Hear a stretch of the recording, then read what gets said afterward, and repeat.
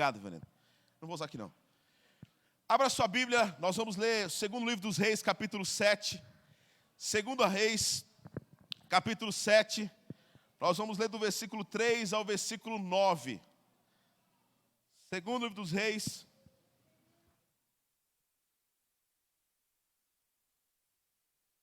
capítulo 7. Nós leremos do versículo 3 até o versículo 9.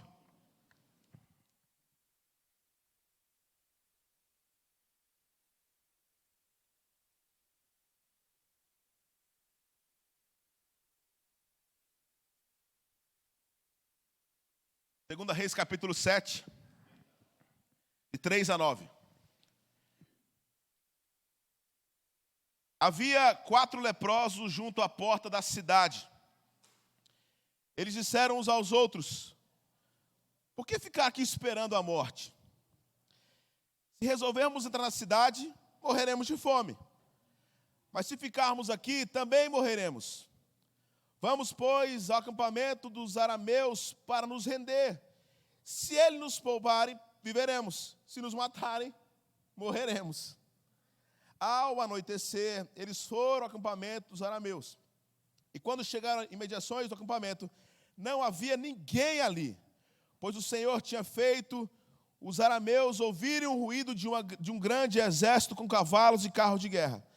De modo que disseram uns aos outros: ouçam, o rei de Israel contratou os reis dos hititas e dos egípcios para nos atacar. Então, para salvar as suas vidas, fugiram ao anoitecer, abandonando tendas, cavalos, jumentos e deixando o acampamento como estava.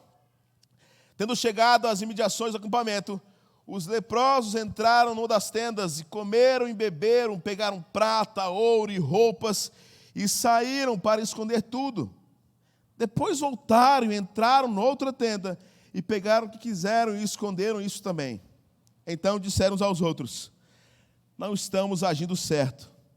Este é um dia de boas notícias e não podemos ficar calados. Se esperarmos até o amanhecer, seremos castigados. Vamos imediatamente contar tudo no palácio do rei. Vamos orar? Pai querido, que alegria estar aqui na tua casa nessa noite. Privilégio ser lembrado da tua bondade e misericórdia através dessa igreja tão especial para a minha vida. Amigos, queridos, pessoas especiais dessa caminhada. Mas mais do que isso, Pai, nós não estamos aqui para celebrar apenas, nós estamos aqui para render graças ao Senhor. Para que o Senhor seja glorificado através da nossa boca, da nossa mão levantada, através da nossa vida. Eu quero te pedir, Espírito Santo de Deus, eu não tenho capacidade de mudar a vida de ninguém, de transformar ninguém. Mas que bom saber que nós nos reunimos no domingo, porque o domingo é o dia da esperança. O Senhor ressuscitou e vivo está. E nós cremos que teu Santo Espírito está aqui em nosso meio nessa noite. E queremos te pedir para que o Senhor prepare o nosso coração, de modo que sejamos transformados pelo poder que só o Senhor tem. Então eu oro, Pai, por reconciliação nessa noite. Pessoas que estão distantes vão voltar para casa. Eu oro para que o Senhor traga salvação ao nosso meio. Nós oramos em nome de Jesus. E se você crê nisso, diga um amém bem forte aonde você está. Há uns 7 anos, eu estava pregando numa conferência no Rio de Janeiro, de uma organização bastante conhecida, chamada Atos 29, onde o presidente dessa organização visa plantar novas igrejas e revitalizar. E é uma ação americana que começou no Brasil há mais ou menos uns 15 anos e visa a proclamação do Evangelho e equipar pastores e líderes. E eu fui pregar nessa conferência para pastores e líderes ali no Rio de Janeiro. E o Jay Bauman, o presidente naquele tempo do Atos 29, ele me ligou pela manhã, e ele tem um sotaque bem puxado, americano, mas morava no Brasil já havia mais ou menos uns 10 anos. E ele me liga e fala assim: Guilherme, eu tenho um convite para te fazer. Eu falei assim: ô Jay, obrigado, o que você quer fazer comigo aí? Estou à disposição. E um sonho que eu sempre tive, eu gosto de coisa radical. Se eu tivesse condição, eu pularia de paraquedas. E Rio de Janeiro, eu vi aquele povo pulando de asa delta, eu falei: um dia eu vou fazer. E uma vez, visitando o Rio, fui ver, era caríssimo, meu amigo. não tinha condição. Eu falei, rapaz, mas um dia eu vou fazer esse negócio. E o Jay me liga e fala assim, Guilherme, você quer pular de paraquedas com a gente? Eu falei assim, meu amigo, gostaria, mas é caro demais. Não estou perguntando se você tem ou não dinheiro, é um presente. Aí eu falei, claro, até o sotaque eu mudei, claro que sim. Ele falou, estou te pegando daqui a pouco aí. Me pegou no hotel, liguei para minha esposa, falei que a amava. E na hora tá chegando, você já fica meio nervoso. E quando a gente foi chegando, o Jay ligou para o responsável lá e falou, olha, estou levando 3 pastores. E os 3 vão pular. E eu vi que ele começou a perguntar o peso dos pastores. E, meu irmão, muita gente está falando, ei, pastor, você engordou. Já emagreci um pouco, estava pior do que eu estava antes, irmãos. E aí, ele foi falando, tem um pastor aqui de mais ou menos uns 70, quantos quilos? 75 quilos. O outro está uns 79, e você, Guilherme? Eu falei, rapaz, até qual peso que pode pular? Que eu estava querendo equilibrar aqui para ver, até arriscar um pouquinho. Falei, uns 100, 110 por aí. E aí, quando a gente parou o carro, já veio os caras que iam pular o paraquedas, de asa delta. E quando eles viram, aí o cara chegou, carioca, pô, pastor, que legal, 40 anos aqui de pulo de paraquedas, de asa delta, tu vai comigo. Pastor Mamaguinho. Aí chegou outro e falou assim, pô, que legal, aqui é 35 anos de experiência, tu vai comigo, outro pastor. E eu fiquei assim, alguém vai ter coragem de ir comigo? Aí chega um cara da minha idade, ou seja, 40 anos de experiência ele não tinha.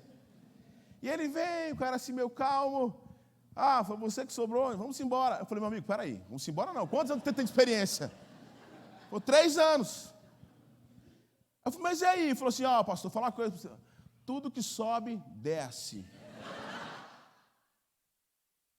E aí você vai numa área lá para assinar um documento, se você começar a ler, você não vai. Porque o documento é mais ou menos o seguinte, você que está colocando aí a sua vida em risco. Se morrer, é problema seu. E aí eu comecei assim a olhar, eu falei, eu vou parar de olhar isso aqui e vou logo subir, porque senão eu não vou. E aí a gente começou a subir, e sobe, e sobe, e sobe, e sobe, e sobe. E quando eu cheguei lá em cima, o cara reuniu todo mundo, e aí falou, está um pouco sem vento. Eu falei, estou sem pressa. E aí o cara se preparou, tal, e daqui a pouco o primeiro foi, pum. O primeiro pastor, o segundo foi, pum. Aí quando eu ia, ele falou, vai melhor esperar que está com pouco vento. Eu falei, estou sem pressa, vamos agora, vamos sem problema aqui, a gente tem até amanhã para fazer isso daqui, não tem problema a gente esperar bastante aqui. Ele falou assim, você é o que mesmo? Eu falei, sou pastor, vamos orar. Eu falei, peraí, irmão, não estou dizendo que ele não pode orar, mas quando alguém não crente pede para você orar, eu falei, por que orar? Não, você não é pastor, mas eu sei, eu vou orar, mas por que você está perguntando, por que pedindo para orar? Não, porque é o seguinte, isso é pesado. E é o seguinte, está vendo essa rampa aí? Tem uma plataforma assim, de mais ou menos uns 10 metros. Ele falou o seguinte, aqueles homens lá, se a gente falar já e eles pararem de correr, eu sou grande e eu consigo levar eles. Mas se você parar de correr com medo, a gente morre. Eu falei assim, meu amigo, você sabe correr? Eu falei assim, eu sou o Usain Bolt agora, vamos testar aqui. Rapaz, ele tirou a asa delta e aí falou, corre. Eu corria quase levando ele. Ele falou, não, calma, você me acompanha. Quando eu falar já, meu amigo, você não tem outra opção. Você corre como se fosse chegar naquela praia, lá embaixo. Eu liguei de novo para minha esposa, amor, te amo, tal, mando um beijo para as... E quando ele colocou aquele asa delta nas nossas costas, ele ficou esperando. Quando bateu o primeiro vento, ele falou, agora. Eu falei, não, é agora. Rapaz, eu corri de um jeito, irmãos. E é um desespero, porque você vai correndo, daqui a pouco você cai assim, pum. Daqui a pouco ele sobe, e aquele negócio espetacular, tal. E aí é uns 20 minutos de descida. E quando a gente foi chegar lá perto da praia, ele falou, olha, calma aí que agora eu vou descer, começa a correr agora de novo, você começa a correr para não... E quando chegou lá embaixo, o pessoal, e aí, Corá, chamando, o apelido do cara era Corá, Corá, e aí, Corá? O cara que foi comigo, e aí, Corá, e aí, Corá?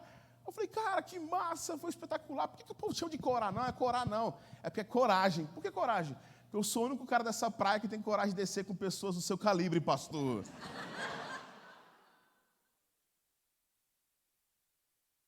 Eu estou vivo, eu quis matar aquele irmão.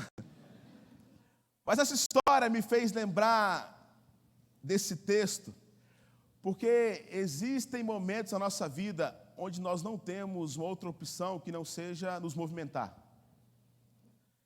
Nós vamos ser colocados diante de plataformas como essa, que se a gente parar, a gente morre. Se a gente desacelerar, nós teremos um grande problema. E nós precisamos entender que o reino de Deus, e Deus nos chama para sermos coparticipantes dessa obra, é um reino que é um reino em movimento. E eu vejo que às vezes nós estacionamos em alguns lugares que a gente sabe que nós não deveríamos estar parados.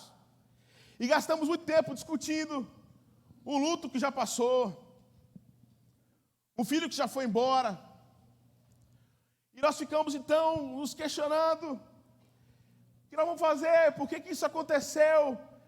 Como é que eu vou progredir? Mas a gente fica estacionado, as estações vão passando, e nós estamos em desespero quando esse texto nos ensina um princípio extraordinário. Porque essa história conta a história de 4 leprosos. E na Bíblia nós veremos apresentadas algumas histórias como essa. Como, por exemplo, Naamã, que foi curado pela lepra, Mateus 8, quando um leproso se encontra com Jesus, Lucas capítulo 17, quando os 10 leprosos se encontram com o Salvador, e esse texto. E esse texto aqui, ele tem um contexto histórico interessante, porque era conhecido como o cerco de Samaria. O rei Ben-Hadad havia cercado o povo com uma legião de 120 mil soldados. E agora você imagina 4 leprosos na porta da cidade, precisando tomar uma decisão. E o texto é muito interessante, porque eles começam dizendo o seguinte: se resolvemos entrar na cidade, morreremos de fome. Mas se ficarmos aqui, também morreremos. Se ficar, o bicho pega. Se correr... Você já se deparou numa situação como essa? Onde não existe opção, talvez, boa. Só que sem opção boa, nós precisamos mensurar o que nós vamos fazer. Porque nós somos apresentados a situações como essa. Deus, para onde eu vou? E esse texto nos mostra, então, que existiam 4 pessoas, irmãos, que poderiam reclamar, talvez, da experiência que eles viviam em sua história. Porque se você era um leproso, e naquele tempo, as leis, se você estudar um pouco o livro de Levítico, existiam 4 observâncias, pelo menos, Levítico 13 e 14, que vão mostrar uma coisa que a gente aprendeu muito na pandemia, só que a gente odeia. Um leproso precisava viver o que nós conhecemos na pandemia com distanciamento social. Alguém tem saudade disso? Misericórdia, meu irmão. Mas o leproso, além de conviver com o distanciamento social, ele também vivia em um local chamado leprosário, ou seja, na casa onde as pessoas sabiam, que é aquilo ali? Não, chega lá perto, não, aquela casa são dos doentes. Você imagina você ser conhecido por uma comunidade onde todo mundo quer passar longe de onde você está? Mas não para por aí, uma 4ª observância, que se você era um leproso, você precisava rasgar suas vestes para que as suas chagas ficassem expostas, para que o povo soubesse, tem um cara ali e ele é leproso. Não só isso, mas a 4ª regra é que se você era leproso, além de viver no distanciamento social, em um leprosário, sair na rua com as suas vestes rasgadas, você precisava falar: leproso, leproso, leproso. Você imagina se essa moda pega e cada um aqui tem que expor a sua podridão na sua vida? Mentiroso, mentiroso, mentiroso. Rapaz, você concorda comigo que além de ser um problema físico, mas era uma doença emocional? Você imagina conviver com algo onde você precisava não só sofrer com sua doença, mas expor a ponto de ficar falando: eu tenho um problema, e você expor aquilo. Esses 4 homens então estão diante de um problema seríssimo, porque o rei Ben-Hadad havia cercado e invadido a cidade. Eles estão diante da plataforma, e eles dizem: o que vamos fazer agora? Se ficar, nós vamos morrer de fome. E se entrar, talvez a gente encontre comida, mas talvez o povo vai nos matar. O que a gente faz agora? Entre as 2 opções, a menos ruim, a menos pior, se a gente pode dizer assim, vamos tentar alguma coisa. E eu creio, irmãos, que esse texto nos ensina um princípio para a vida. Porque tem hora que nós vamos nos deparar com situações como essa, onde aparentemente não existe uma opção boa. E esses homens então falam assim: se ficar, nós vamos morrer de fome, vamos tentar, mesmo que a gente morra, nós vamos tentar. E eles começam então a se movimentar. E o texto diz, no capítulo que a gente leu no versículo 5, ao anoitecer, eles foram ao acampamento dos arameus. Olha que loucura! Eles decidiram então, imagina conversando, vamos, não tem lógica ficar aqui. E nós aprendemos o primeiro princípio para enfrentar alguns cercos da nossa vida. Primeiro lugar, irmãos, aprenda a se movimentar. Aprenda a se movimentar. Eu vejo às vezes, e a gente está falando na conferência aqui do encerramento de mulheres, quando o casamento está ruim, a gente fica só, amém, que a gente tem que orar mesmo. Mas a oração, irmãos, é um pedido para que o Senhor nos dê discernimento, para que a gente possa agir. Nós não esperamos o pão cair do céu orando por milagre, não. A gente ora para o pão cair do céu trabalhando. E esse texto diz então que eles decidiram, vamos entrar. E é interessante que na conversa deles, quando eles diziam um para o outro, se ficar a gente morre, se a gente entrar a gente também possivelmente vai morrer, o que a gente vai fazer? Vamos se movimentar. O que não vale é ficar esperando a morte chegar. Isso aponta para algo extraordinário em todos os milagres da Bíblia. Presta atenção nisso aqui.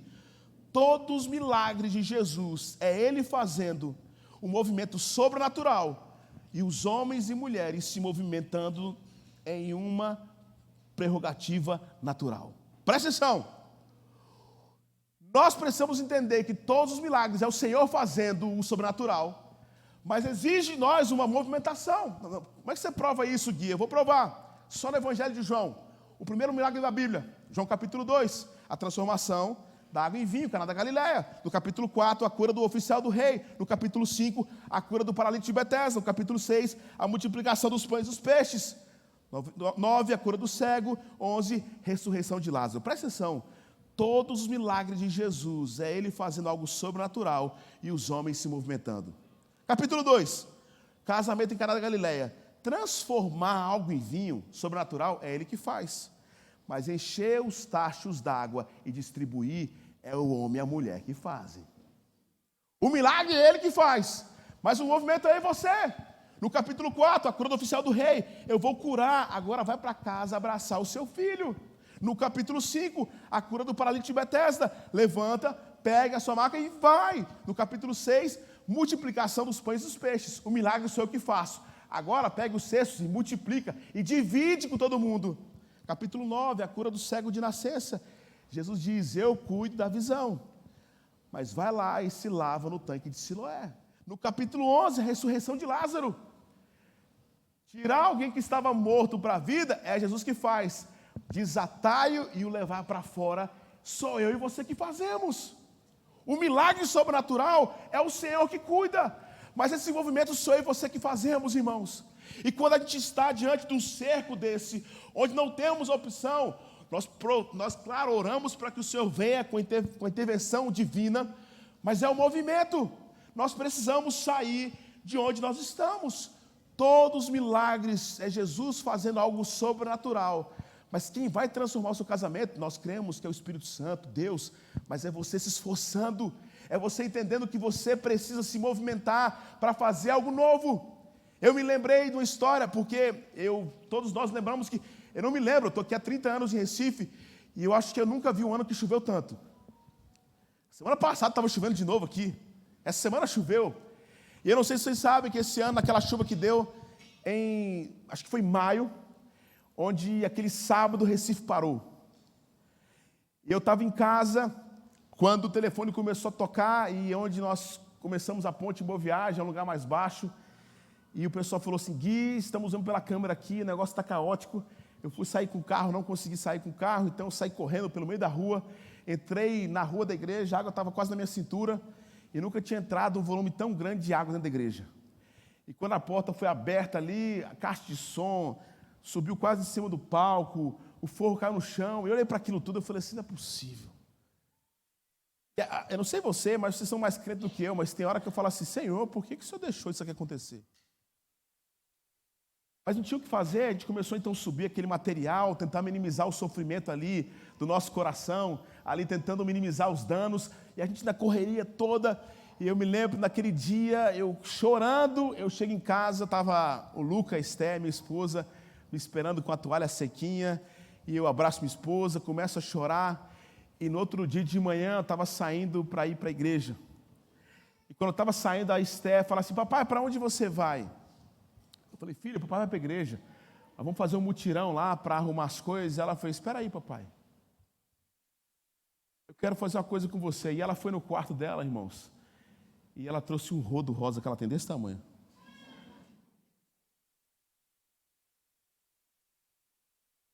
E a gente ri dessa história, porque o rodo rosa é muito insignificante diante dos problemas que nós temos. Tem gente experimentando algumas coisas que fala assim, o que eu tenho nas minhas mãos é ridículo. Tem hora que a gente está diante de um cerco de Samaria, onde a gente está travado, porque o que você tem? Um rodo rosa.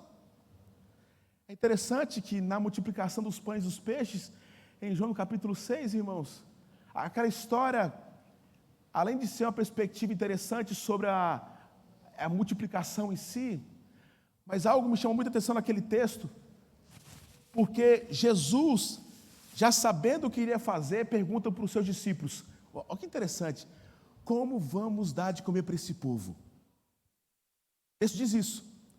E existem duas respostas diferentes naquele texto. Uma, Filipe, e a outra, a de André.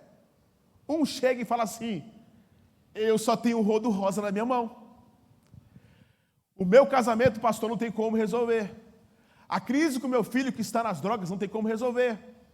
A minha crise financeira, porque a pandemia me quebrou, não tem como resolver. O que você tem? Um rodo rosa. Aí chega um maluco, seja sincero, irmãos, porque imagina no meio da crise, chega um cara, um dos discípulos encontra uma criança com alguns pães e peixes e fala assim, eu tive uma ideia. Eu não sei você, mas se eu estivesse lá e fosse o discípulo de Jesus, André, deixa de ser idiota, meu irmão. Nós estamos falando aqui de 15 mil pessoas e você veio com um pouco de pão e peixe. Não tem lógica. E aqui, irmãos, nós somos ensinados sobre uma perspectiva do reino de Deus. Não importa o que você tem na sua mão, se é insignificante, porque o milagre sobrenatural quem faz é o Senhor. E você pode estar se deparando com situação que você fala assim, eu não tenho nada, só tenho esse rodo rosa. E naquele dia Deus mostrou para mim que quem cuida da igreja é o Senhor, não somos nós. E com um monte de rodo rosa, irmãos, nós vamos avançando no reino de Deus, porque ficar parado não é uma opção. E talvez você está estagnado e fala assim, mas eu não tenho nada, o que eu tenho é tão insignificante. Deus fala assim, o que eu quero é a sua disposição de entregar o que você acredita que é insignificante, porque o milagre sobrenatural quem faz sou eu, mas o movimento natural quem faz é você. Amém, igreja? Segundo lugar, esse texto nos ensina no versículo 5 e 6, a segunda lição de como nós precisamos sair, nos movimentar, sair desse cerco, é que nós precisamos de verdade aprender a confiar no Senhor. A gente confia mais ou menos. Você confia em Deus? Confio. Assim, a gente tem crise de fé. E o versículo 5, e o versículo 5 e 6, ele traz o texto diz assim, desculpa, versículo 5 e 6, isso mesmo. Ao anoitecer, eles foram no acampamento dos arameus, e quando chegaram nas imediações do acampamento, não havia ninguém ali, pois o Senhor tinha feito os arameus ouvirem um ruído de grande exército, com cavalos e carros de guerra, de modo que disseram uns aos outros, ouçam, o rei de Israel contratou os reis dos hititas e dos egípcios para nos atacar. Presta atenção nesse texto, eu não sei se você entendeu. Os leprosos então decidiram, vamos entrar? Vamos. Se ficar, a gente morre. Se a gente entrar, talvez os arameus nos poupem e a gente consiga pegar a migalha. E eles começam a andar, irmãos, em direção à tenda onde estavam as coisas. E quando eles começam a se movimentar, meu amigo,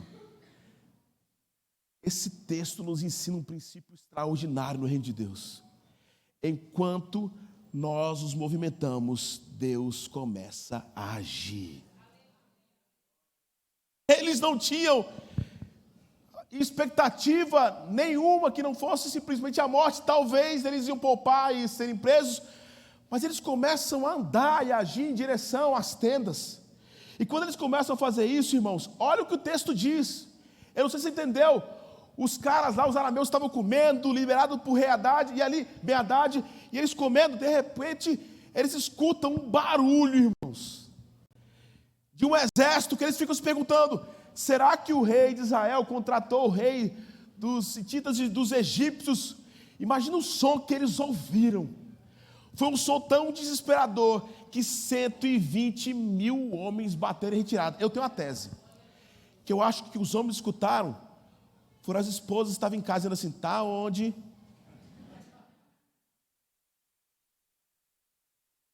Mas você imagina, eu não sei o que aconteceu, a gente tem visto essa guerra da Ucrânia, né, com a Rússia, e alguns vídeos que a gente vê, a gente fica desesperado com aqueles barulhos de bomba. Você imagina o desespero que foi bater em retirada 120 mil homens. Deus faz isso na nossa história, irmãos. Deus faz algo poderoso. Quando a gente começa a se movimentar, Deus começa a agir. Tem hora que a gente fica travado e fala assim, mas eu não tenho coragem. Como é que a gente vai se movimentar? O que eu tenho é pequeno. A gente fala, não, agora aprendi que eu preciso movimentar. E quando a gente começa a movimentar, Deus começa a agir, irmãos. Eu não sei para você, se eu chorar aqui é de emoção, não é de crise. Mas 2021 foi o ano mais difícil da minha vida. Pensa num ano complicado. Pandemia, tivemos uma crise muito grande. Quando a pandemia começou em 2020, ninguém estava preparado. Quando a gente ouviu pela primeira vez coronavírus, sabe o que a gente ficou pensando? A gente nem conversava sobre o vírus. A gente ficava impressionado com a velocidade que os chineses faziam seus hospitais na China. Lembra disso? Os caras construíram um hospital em uma semana. É o carnaval rolando solto. A coisa começou a pegar aqui no Brasil. Meu irmão, daqui a pouco, fechou. Desde quando eu fazia seminário e pregava aqui, eu nunca tive uma crise de abrir meu coração e contar os meus medos, enquanto eu sou um pastor pecador e careço da graça e misericórdia, mas meu pai me ensinou um princípio. E nós não podemos brincar com o pecado. Que nós temos que guardar nosso coração. Então, quando eu falo alguns testemunhos da minha vida aqui, não é para... Eu falo porque, a começar pelos pastores, presbíteros, todos nós somos falhos. Temos crise de fé. Senhor, onde é que o Senhor está? O que está acontecendo agora? E nós não temos um prédio nosso, então todos os prédios da Ponte Recife são alugados. A gente gasta mais de 80 mil reais só de aluguel, Recife Antigo, Boa Viagem, os outros galpões. E quando a pandemia chegou, ninguém estava preparado para aquilo. E no começo de todo ano na Ponte, nós lançamos uma campanha para angariar recurso, para começar projetos novos, projeto social, reformar o Ministério Infantil e por aí vai. E nós então fizemos uma campanha grande para levantar recurso e levantamos dinheiro para fazer acontecer em 2020 os projetos. A pandemia chega, primeira semana, irmãos, sem ninguém pregando para uma câmera. Não, isso aqui vai passar rápido, ninguém imaginava que ia ser tão longe. Segunda semana, e aí começou a cair a arrecadação, o povo assistindo online, o povo desesperado.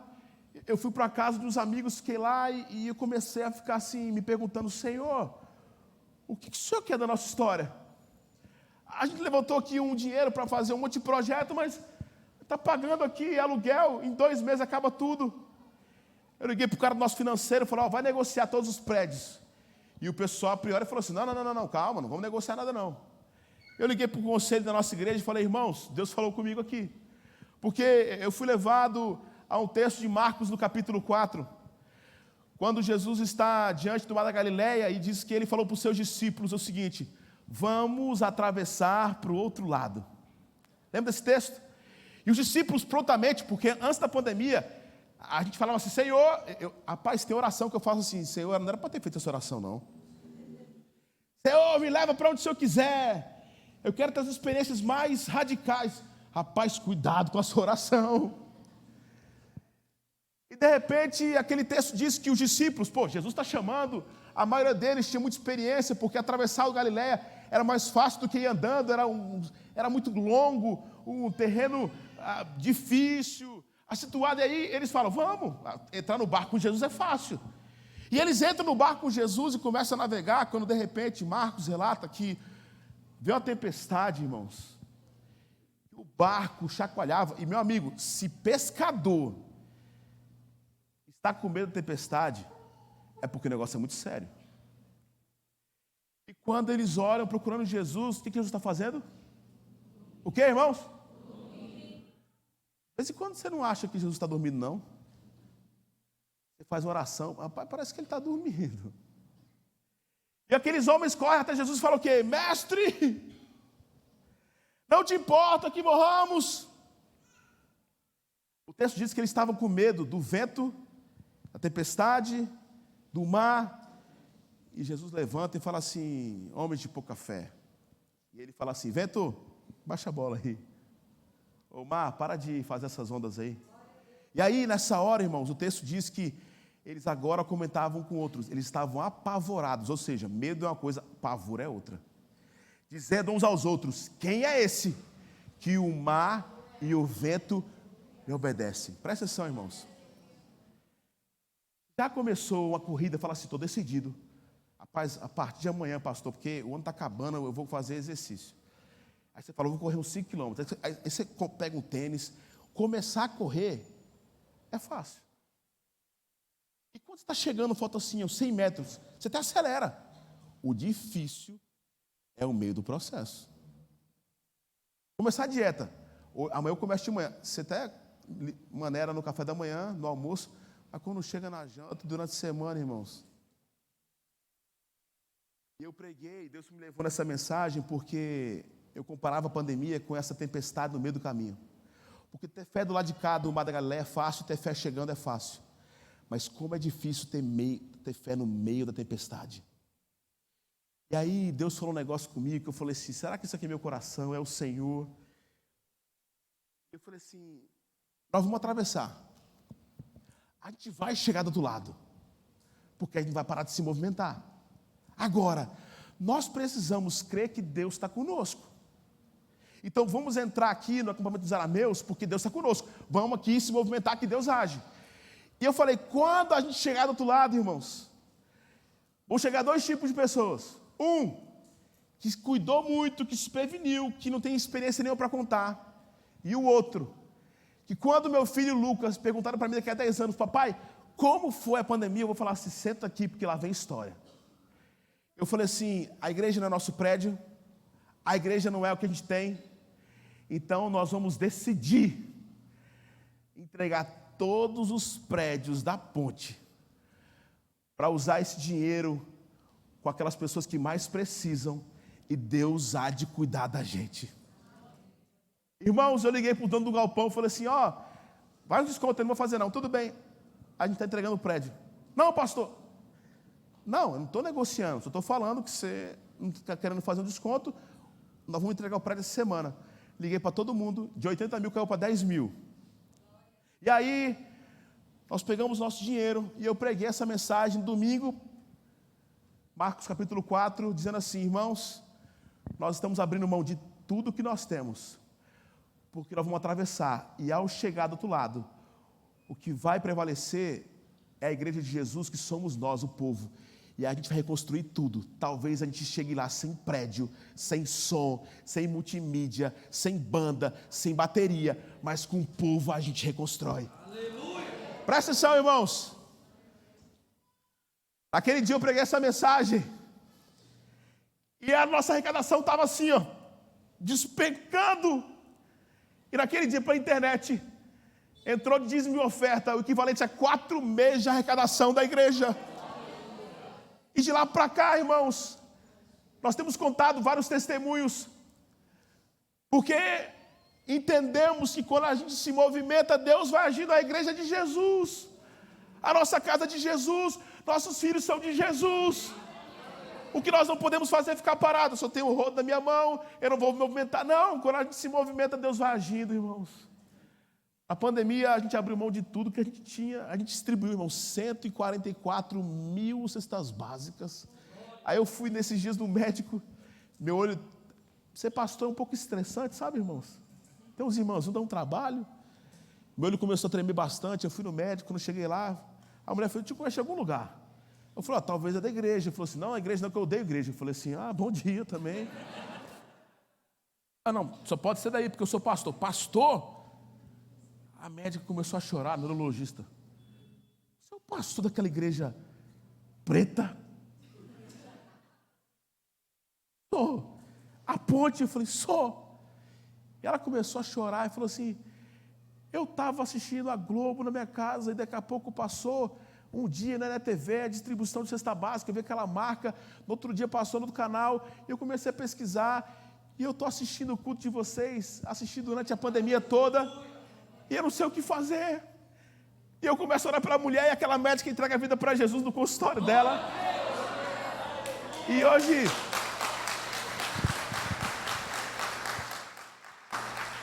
faz parte da nossa igreja, foi batizada. Irmãos, enquanto a gente vai se movimentando, Deus vai agindo. Eu poderia contar vários e vários testemunhos de como Deus tem cuidado da nossa história, mas isso não é só para o ambiente eclesiástico. Muita gente olha assim, pastor Halley, Raquel, parabéns pela família. Irmãos, nós somos frutos da graça de Deus.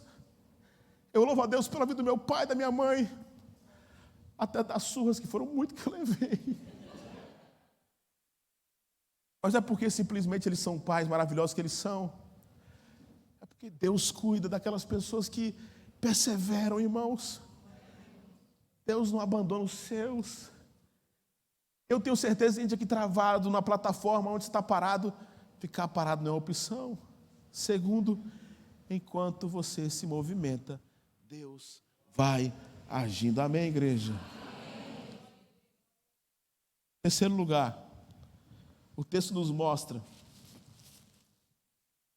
nós precisamos aprender a confiar no Senhor, porque Ele cuida de tudo. E aí no versículo 9 diz assim, agora sim, imagina a cena. Não sei se alguém aqui às vezes tem dificuldade de ler a Bíblia e fala assim, poxa pastor, eu tenho um pouco de dificuldade, porque a Bíblia é meio difícil. Deixa eu falar uma coisa para você. Eu não me acho um bom pregador, um excelente pregador. Uma coisa que eu aprendi é assim, eu falo, Espírito Santo, fala comigo com o texto. E eu leio o texto, não é forçando, fazendo uma exegese, forçando o que não existe. Mas o texto está dizendo alguma história e eu começo a imaginar. Porque imagina que agora, os 4 leprosos andando. E aí o que eles tinham que fazer? Leproso, leproso. Só que o leproso deles é leproso, leproso, leproso. Leproso, leproso. Já esteve num lugar vazio onde ecoa a sua voz? Leproso, leproso, leproso. Leproso, leproso. Rapaz, não tem ninguém aqui não. Quando eles chegam, você imagina os 4 leprosos que só viviam de migalha, de favor, viviam no leprosário. Agora, meu amigo, eles estão diante da maior ceia, jantar, riqueza da vida deles. Meu filho está lá atrás, então eu posso falar algumas coisas.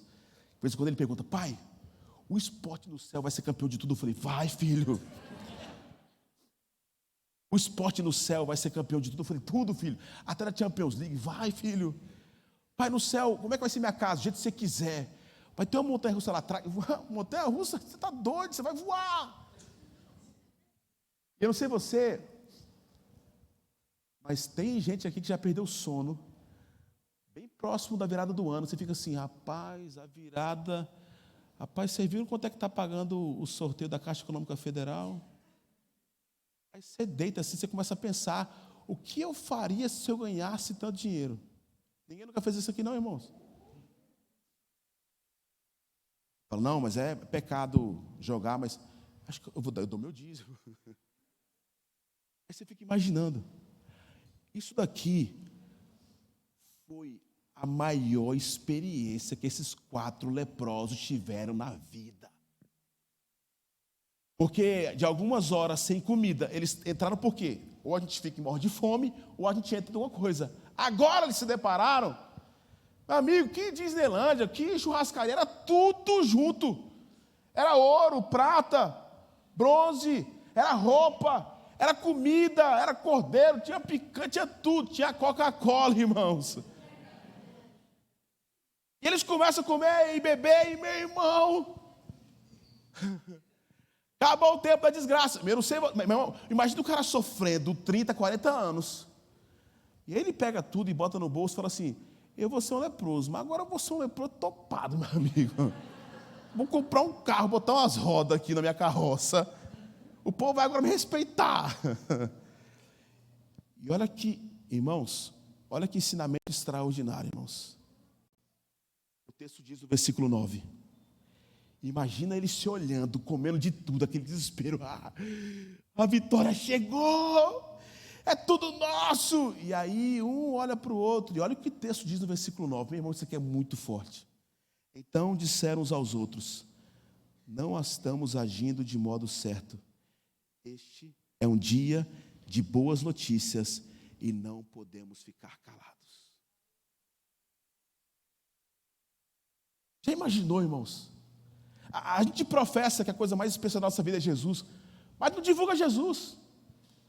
Seu filho passa no vestibular, você liga agora com o WhatsApp, você manda 300 mensagens de texto para todo mundo. Você compra um carro novo, amiga, quero compartilhar a bênção. Acontece algo extraordinário, a gente divulga, porque a gente quer divulgar uma boa notícia. E o evangelho nada mais é do que compartilhar uma boa notícia. E agora eles estão sendo abençoados como nunca foram na vida. E meu irmão, olha o que eles estão dizendo. Nós não estamos agindo de forma correta. Nós precisamos compartilhar isso com o nosso povo. Pais, eles voltaram para dizer: ei, tem comida aqui, tem ouro, tem prata. Hoje é um dia de boas novas e precisamos partilhar com o nosso povo. Sabe o que esse texto nos ensina, irmãos? Presta atenção que eu vou falar e deixa eu explicar para que você não me ache um herege. Fé é para ser compartilhada. Nós normalmente aprendemos que em nossa vida que a fé é um instrumento exclusivo, pessoal, mas não é. Fé é para ser partilhada, eu posso provar isso. Marcos capítulo 2, versículo 5. Quando aqueles homens se encontram com Jesus, com o paralítico, o texto diz: vendo a fé que os amigos tinham, disse ao paralítico: os seus pecados estão perdoados. Presta atenção, não é que transferência de salvação, mas a perspectiva que nós às vezes perdemos, porque tem gente da sua família, você fala assim, é impossível essa pessoa se converter. Em nome de Jesus, pare de falar isso. Volte a crer, porque assim como aconteceu um milagre na sua vida, a fé que você tem, e você precisa orar para que o Espírito Santo se revele a essa pessoa. Se eu tenho fé, eu oro. Ou você acha que em Marcos capítulo 5, a filha de Jairo, a menina estava morta. Como é que ela tinha que ter fé para ser ressuscitada? Não tinha. Foi a fé de quem que ressuscitou a sua filha? A fé do pai. Fé para ser partilhada. Marcos capítulo 7, a cura da filha da mulher cananeia. A menina estava possessa por um espírito imundo e não tem capacidade de pedir nada para Jesus. O mestre cura a garota pela fé que a sua mãe tinha. Pais, mães, mulheres, voltem a crer que Deus pode restaurar tudo aquilo que porventura você perdeu. A sua fé é para ser compartilhada. Tem muita gente que fala assim: pastor, mas é porque assim, acho que meu marido, alguém precisa de um testemunho forte. Inclusive assim, quando eu escuto alguém falando que não tem um testemunho forte, eu falo assim: isso é um erro grotesco. Porque presta atenção, não existe testemunho fraco. Porque a Bíblia fala que todos pecaram, estavam destituídos, estavam mortos. O seu testemunho, o meu, porque a gente fica atrás de testemunho forte. Testemunho forte é todo aquele que estava morto e agora tem vida em Jesus Cristo. Nós ressuscitamos em Cristo. Nós somos novos em Cristo. Paulo fala, nós precisamos ser cartas vivas. Fé é para ser compartilhada. Marcos capítulo 9. Jesus está descendo um monte de transfiguração e tem um garotinho possesso ali, o diabo convulsiona, o atira no fogo, uma hora na água. O menino não tem condição de pedir nada para Jesus. A fé do pai o cura. Meu amigo, aqueles homens decidiram partilhar aquilo que eles experimentaram pela primeira vez na vida. O que nós temos é para ser dividido, o que nós temos é para ser compartilhado. E eles dizem: hoje é dia de boa notícia. Evangelho significa isso, a boa nova, a boa notícia. E nós às vezes achamos, irmãos, por isso que a gente acha que não vamos acumular, porque a gente precisa de mais, de mais, de mais. Não! Você quer uma prova disso, irmãos? A minha fé só faz sentido quando altera a vida do outro. Uma fé egoísta não é fé, a fé individualista não é fé. A fé quando altera a vida de alguém, aí sim é fé. Eu dei para vocês 4 exemplos aqui, irmãos. E eu quero que em nome de Jesus você seja o quinto. Aquilo que você não tem mais fé, você fala assim: Espírito Santo de Deus, me dê aqui, porque eu estou fraco, eu só tenho uma vassoura na minha mão, que pode parecer insignificante, alguns pães e peixes, eu vou voltar a caminhar, eu vou voltar agora aqui a fazer o movimento, mas eu também vou aprender que a minha fé é para ser partilhada, a decisão é sua, o milagre, o sobrenatural quem faz é o Senhor, o Espírito Santo que está aqui e age através de você, amém, igreja? Fé é para ser compartilhada, ela extrapola o senso individual. Eu nunca fui em Israel,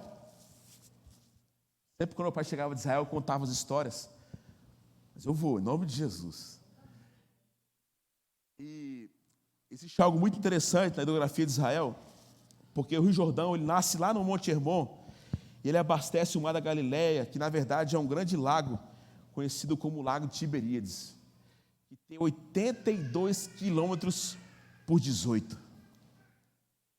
Conhecido como esse mar, mas é um grande lago, ele é um palco de grandes milagres de Jesus. E esse mar da Galileia, que reparte a água que recebe do Jordão para o deserto da Judéia, chegando até o Mar Morto. Presta atenção, a hidrografia de Israel nos ensina um princípio. Quando essas águas chegam naquele Mar Morto, não sobrevive nada. Preste atenção no que eu vou falar aqui, irmãos. As águas que fluem, que repartem, geram vida. Quem tem, morre. O reino de Deus é a mesma forma. Na vida, quem recebe e reparte, vive. Aquele que recebe e retém, morre. Aquilo que Deus colocou na mão daqueles leprosos, o que nós estamos fazendo aqui, só comendo para o nosso bel prazer, não é uma coisa legal. Vamos chegar e falar para o povo de Israel que o Senhor tirou 120 mil, bateram em retirada, e agora o que nós temos não é só nosso. O que nós temos é para ser dividido, compartilhado. Meu irmão, essa igreja não acredita na teoria da prosperidade, na perspectiva que você precisa dar, senão Deus fica furioso com você. Mas também nós acreditamos, irmãos, na semeadura. Tem gente que tem tanto, mas não consegue ser feliz, porque não sabe a beleza que é poder abençoar, compartilhar. No reino de Deus, aquele que recebe, não reparte, morre. Mas aquele que decide ser um rio, irmãos, ele abençoa e é abençoado. Rapaz, os leprosos fizeram isso, mas a gente às vezes tem dificuldade. Não sei você, mas se eu fosse leproso, rapaz, eu tive coragem de sair do lugar onde ia morrer. O risco foi meu, e agora compartilhar, porque nós somos assim. E por isso eles dizem, o que nós estamos fazendo não é bom. Este é um dia de boas notícias e não podemos ficar calados. Avivamento é partilha do pão. Avivamento é partilha da graça. Avivamento é partilha da fé. Eu quero terminar com uma história. O meu filho... Tem água aqui, não? Tem mais água aqui? Acabou aqui. Obrigado, pastor.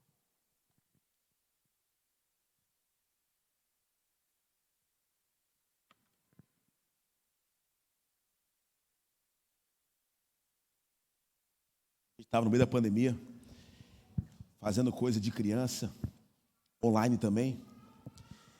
E naquele dia, fui gravar, era ao vivo da igreja, a gente fazia o culto ao vivo. E teve uma aulinha sobre partilha para as crianças. E estava bem próximo do aniversário do Luca. E eu não sei se você sabe, a minha esposa, ela é nutricionista infantil.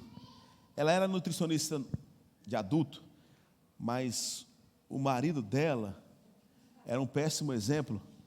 E eu falo que eu fui usado por Deus, porque ela era muito feliz com a profissão dela. Hoje ela é realizada. Eu falei assim, Deus usou a frustração na nossa casa para que você agora tivesse alegria. Olha aí, pastor inventa tudo, né? Ela é feliz no que ela faz. Só que, por outro lado, Não é muito fácil ser filho de nutricionista infantil não, viu, irmãos? As crianças têm dia para comer doce. E de vez em quando a Esté chega em casa e fala assim: Esté, qual é a coisa que você mais gosta na sua escola lá, papai, de comer? E aí esses dias ela saiu da pontezinha, e lá é tudo saudável, os lanches, ela falou assim, mamãe, e a Bruna que ajuda nos lanches lá, nossa, hoje foi maravilhoso o lanche. Eu falei: o que foi? Eu pensei, ela vai falar brigadeiro. Nossa, foi uma banana com biscoito de polvilho. Eu falei: nossa. Mas quando é aniversário de criança, ela libera, mas uma vez a semana, o menino pode comer doce. E aí, como toda festa de criança, teve a sacolinha de doce e tal, e sobrou umas sacolinhas, meu amigo, como eles não comem muito, quando eles têm acesso, aquilo é mais precioso, irmãos, do que alguns milhões. Eles colocam no altar, assim, tô brincando, mas assim. E aí eu me lembro que eu cheguei em casa, eu ia pegar a minha família, a gente ia sair para almoçar, e o meu filho desceu com um monte de sacolinha da coisa mais preciosa que ele tinha. E aí, eu falei: para onde você vai com isso daí? Ele falou: você não assistiu o culto da sua igreja não, pai? Hoje na pontezinha a gente aprendeu que a gente precisava dar aquilo que a gente mais gostava para quem mais precisa. Mas você fala isso para quem? Eu sei onde tem um monte de criança de rua, papai. Nós paramos no sinal. Eu lembro que ele desceu, a gente desceu e entregou para aquelas crianças. No outro dia a gente preparou umas crianças para ir para a escola, arrumei todo mundo. Entrei no carro com os 2 filhos. Meu filho falou assim: pai, você sabia que eu já vi Jesus 2 vezes? Você aqui é neto do Halley, viu? Pastor Halley, reverendo Halley. Vem para o culto de oração da segunda-feira. Eita! Amanhã tem culto, não tem? Como assim, filho? Eu não sei se você crê nisso, eu creio demais nisso. Porque Deus fala demais através dos meus filhos. Como é que foi isso? Pai, a primeira vez foi quando o senhor falava que se eu tivesse medo no meu quarto para dormir, era só orar, e aí Jesus cuida de mim. Eu estava com muito medo, eu comecei a orar.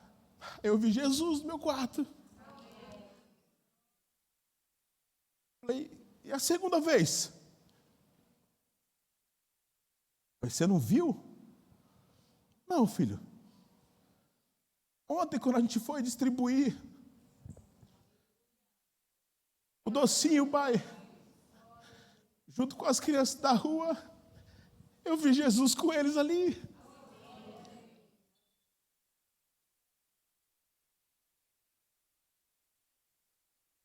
Aquele que retém, morre. Aquele que compartilha, vive. Que o Senhor, em nome de Jesus, possa te trazer um novo ânimo, onde a possibilidade de não se movimentar ou correr não existe. Amém? Amém. Segundo lugar, enquanto a gente se movimenta, Deus vai agir.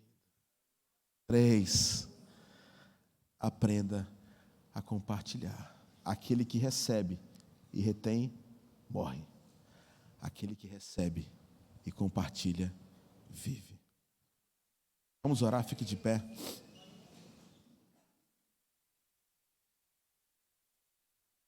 Tem som aqui não, nesse microfone? Nesse violão? Tem som aqui, Rivinha? 8 anos. Dá só o violão para mim aqui. Tem como colocar pedestal? Lá na ponte não me aceitam tocando violão não, viu, irmãos? E eu liderava louvor que também na igreja. Isso aqui não é de canhoto não, né?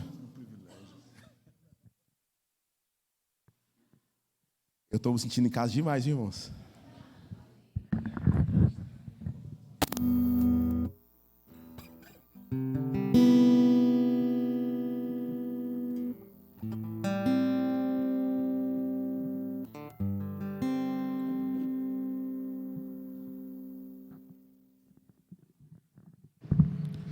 Feche seus olhos, vamos orar.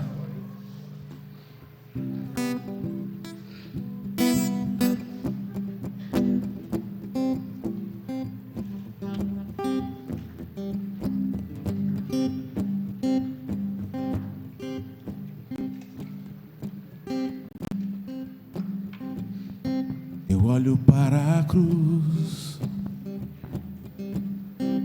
para a cruz eu vou, eu sofrer, participar,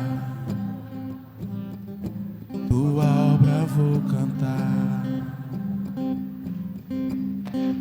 Meu Salvador na cruz mostrou o amor do Pai, justo Deus.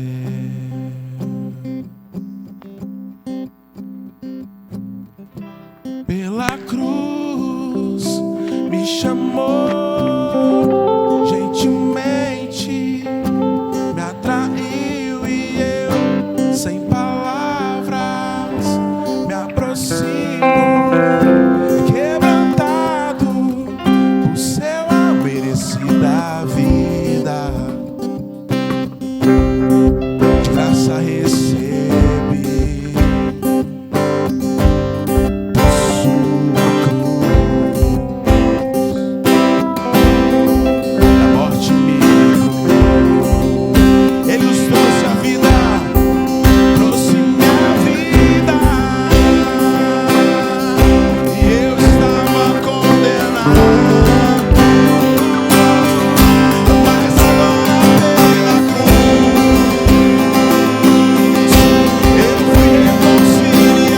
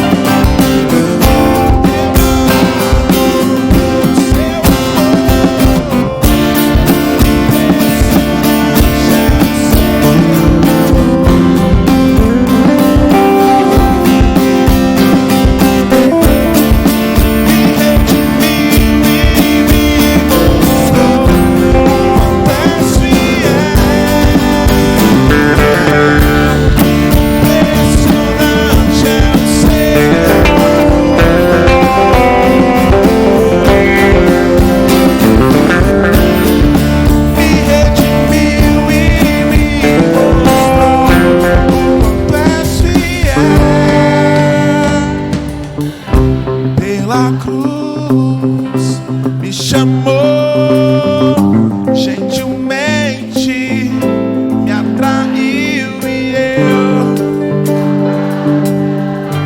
me aproximo, quebrantado.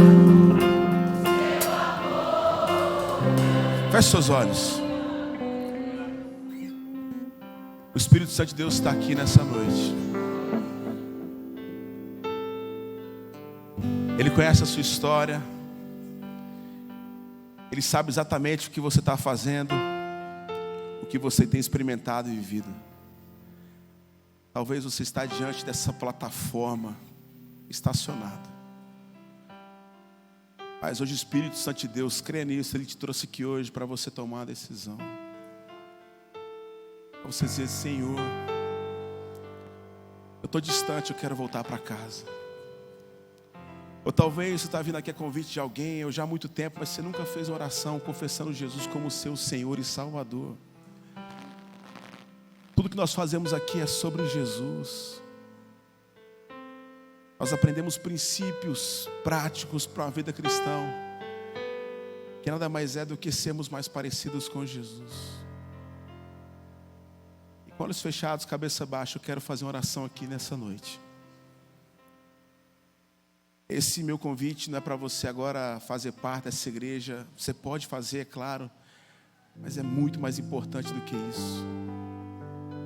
É você hoje decidir ter um relacionamento real com Jesus Cristo. Motivo pelo qual a gente celebra nos domingos, porque domingo é conhecido como o dia da esperança. As mulheres foram preparar o corpo de Jesus, desesperadas. A pergunta que surgiu foi: por que procuram entre os mortos aquele que vivo está? O Espírito Santo de Deus está aqui. Está acontecendo alguma coisa no seu coração e talvez está perdido. Que é isso? Nós cremos que isso é o Espírito Santo de Deus. Eu quero orar pela sua vida. Por isso que eu peço olhos fechados, cabeça baixa. Hoje talvez é o dia mais importante da sua história.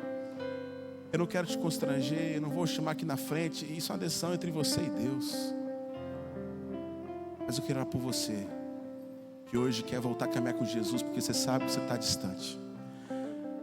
Os intempéries da vida te afastaram de Jesus. Mas hoje você aprendeu que ficar parado não é uma posição. E você precisa voltar a aprender a confiar no Senhor. Deus te usa para partilhar essa fé que você tem, ou que você está com dificuldade, mas você é carta viva.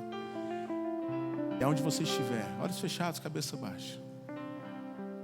Se você quer essa oração, se você hoje quer voltar a caminhar com Jesus, porque você sabe que está distante, ou se você hoje quer tomar a decisão mais importante da sua vida, eu queria orar por você. E rapidamente, você quer essa oração, só você, eu queria que você levantasse seu rosto, olhasse para mim agora. Eu não consigo te ver ainda, mas então rapidamente eu queria que você fizesse uma coisa. Olhe para mim e levante sua mão e fala assim: pastor, ora por mim. E eu vou falar amém, você pode baixar sua mão. Amém, Deus abençoe, amém. Amém, amém, amém.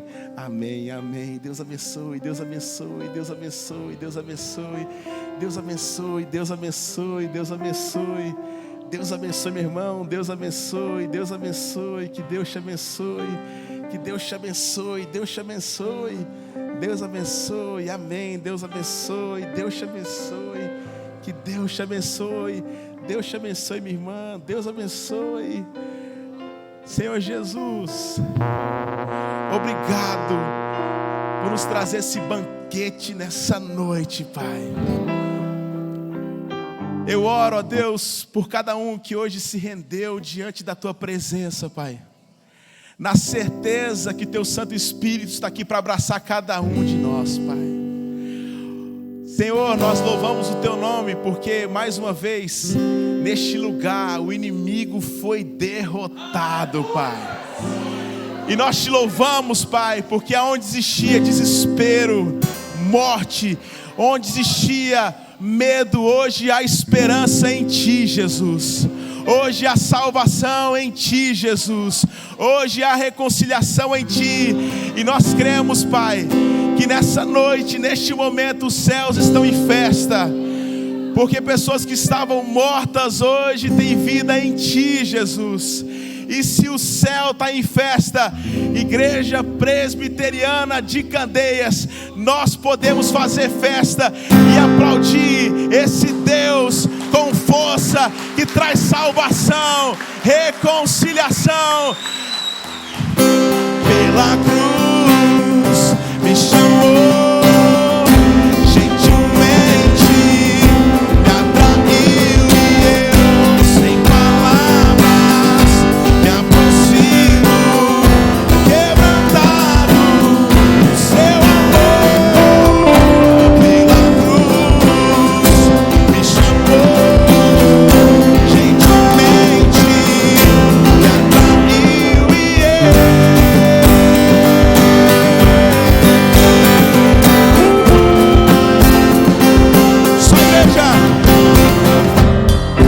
pela cruz, cante isso. Tu és o nosso Deus, soberano Pai. Obrigado, Jesus, por trazer restauração a este lugar nessa noite. Quebrantado no Seu amor.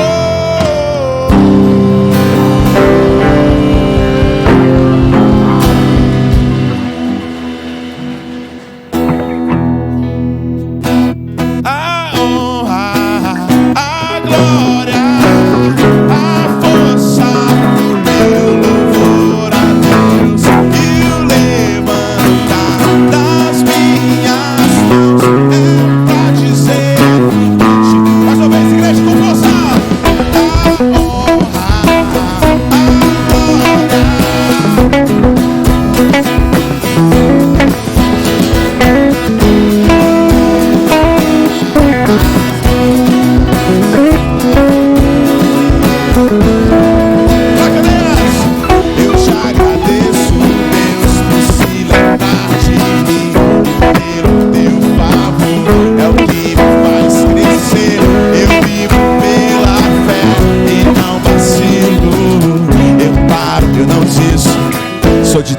força só de Cristo. Você mudou a minha história e fez o que ninguém podia imaginar. Você acreditou, isso é tudo. Só vivo pra você. Não sou do... Pega a tua voz e cantear. Força e o louvor a Deus e o levantar das minhas mãos é pra dizer que te pertenço. Eu te agradeço, Deus, que no deserto não me deixou morrer. Olha aí, ó, me desanimar. E como aquela mãe que não desistiu, você não se esqueceu, você existiu, você mudou a minha história e fez o que ninguém podia imaginar. Você acreditou,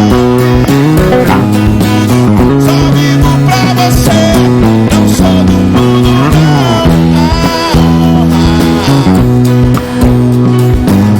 A força, louvor a Deus e o levantar das minhas mãos é pra dizer a honra, vamos terminar. A honra, a glória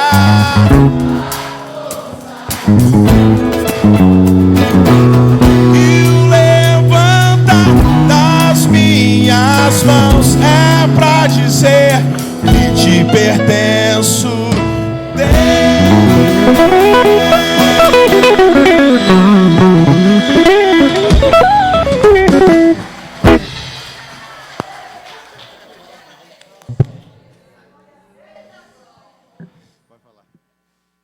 Glória a Deus. Pode sentar, irmãos. Temos uma palavra de agradecimento. Tereza, por favor. Agradecemos a compreensão de todos vocês, do calor e essa agitação. Agradecemos o pessoal do louvor, Rivinha, a compreensão, a flexibilidade de vocês numa noite meio angustiante. Obrigado. E a vocês também da transmissão, a todos os diáconos, presbíteros, graças damos a Deus pela compreensão e apoio. Por favor, Tereza. Eu estou aqui para agradecer Guilherme, e Deus prepara tudo de uma forma tão linda. Eu ia pedir para Guilherme cantar esse louvor. Disse, como é que eu vou pedir para Guilherme cantar aquele louvor que eu gosto tanto que ele canta, que é a cara dele, se ele só vai pregar? Aí ele canta. Não é Jesus mesmo? Gente, esse congresso é o nosso 15º congresso. Trabalhamos vários temas. Cada tema que nós trabalhamos aqui foram temas que eram conversados em sala de aula e algumas falácias existiam em cima de cada tema. E nós, enquanto servos de Deus, a gente sabe que a nossa regra de fé e prática é exclusivamente a palavra de Deus. Nada mais do que a palavra de Deus. Ela se basta. E por isso que esse congresso começou a existir. Mas eu não faço nada sozinha. Primeiro, Jesus, que coloca no nosso coração. Depois, ele levanta uma equipe. E aí eu queria pedir para a nossa equipe, que esteve comigo sempre, vem aqui à frente, para a gente agradecer.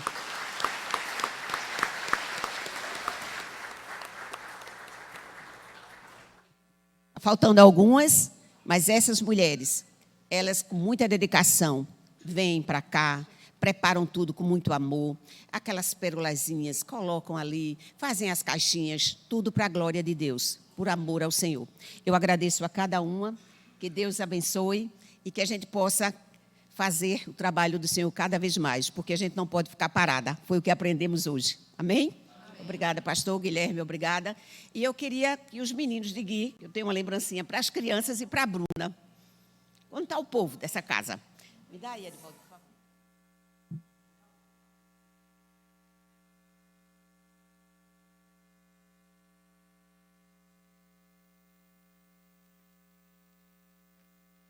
Teu pai prega e tu ganha o presente, tá certo? Aqui, ó. E Bruna? E Bruna gosta também.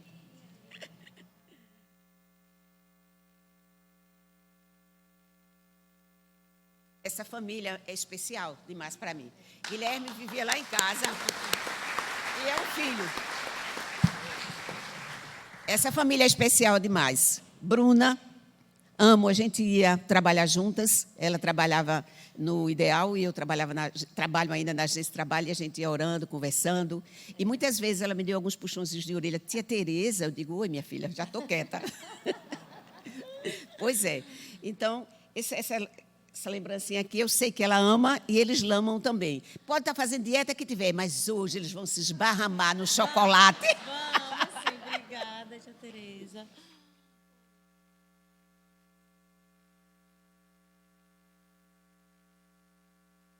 A festa continua no próximo domingo. Domingo vai ser extraordinário. Venham de manhã, nós vamos contar as bênçãos. Assim como o Guilherme mencionou, nós mencionaremos, mostraremos o que Deus fez em 2022. Temos muito que agradecer. Vocês viram o nosso trabalho no sertão. Esse ano, a Ponte, a igreja que o Guilherme lidera, entrou em parceria conosco. Vocês viram Viração, aquele lugar que nós construímos aquele templo há uns 5 anos atrás. Agora fez-se mais um aniversário lá. Vocês viram os adultos e a quantidade de crianças. Meus irmãos, é um lugar pobre, de pouca gente, mas Deus está fazendo frutificar a sua igreja, principalmente com as crianças chegando também. Então nós temos 6 pontos de pregação no sertão, na região do Exu, naquela região ali. Graças a Deus por isso. Nós queremos mostrar domingo pela manhã e domingo à noite, às 6 horas, recebimentos. Será festa. Aqueles que vão confirmar a sua fé através do batismo. Portanto, venham na próxima semana, às 9 da manhã e às 6 da tarde. Amém? Coloquemos-nos em pé. Recebam a bênção do Senhor. Que a graça do nosso Senhor Jesus Cristo, que o amor de Deus nosso Pai, a comunhão, a consolação e o poder do Santo Espírito esteja sobre nós, povo de Deus, agora e para todos sempre.